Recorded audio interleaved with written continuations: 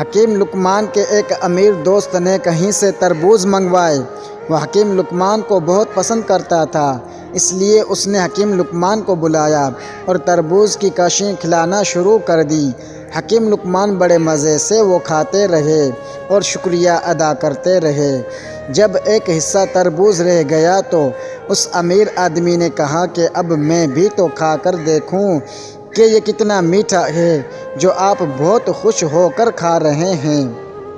جب اس نے تربوز کھایا تو انتہائی کڑوا تھا اور کھانا تقریباً ناممکن تھا۔ اس نے حیرت سے پوچھا کہ اے لقمان، آپ یہ کیسے کھا رہے تھے؟ انہوں نے جواب دیا کہ اے دوست، آپ کے ہاتھوں سے سینکڑوں اچھی چیزیں پائی ہیں جن کے شکرانہ سے میری کمر جھکی ہوئی ہے۔ مجھے شرم آئی کہ وہ ہاتھ جو مجھے بہت اچھی چیزیں عنایت کرتا تھا، اگر اس سے ایک دن کوئی کڑوی چیز ملے تو میں اس سے انکار کر دوں۔ اے دوست، اس بات کے لطف نے کہ یہ تربوز آپ کے ہاتھوں سے آیا ہے، اس نے اس کی کڑواہٹ کو مٹھاس میں بدل دیا ہے۔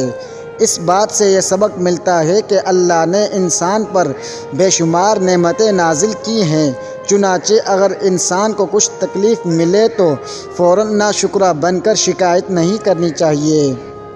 دوستو، اگر ہماری ویڈیو آپ کو اچھی لگی ہو تو ہمارے چینل کو سبسکرائب کریں، بیل کے آئیکن کی گھنٹی کو دبائیں تاکہ ہماری ہر نئی ویڈیو آنے والی آپ کے پاس بآسانی پہنچ سکے۔ السلام علیکم ورحمۃ اللہ وبرکاتہ۔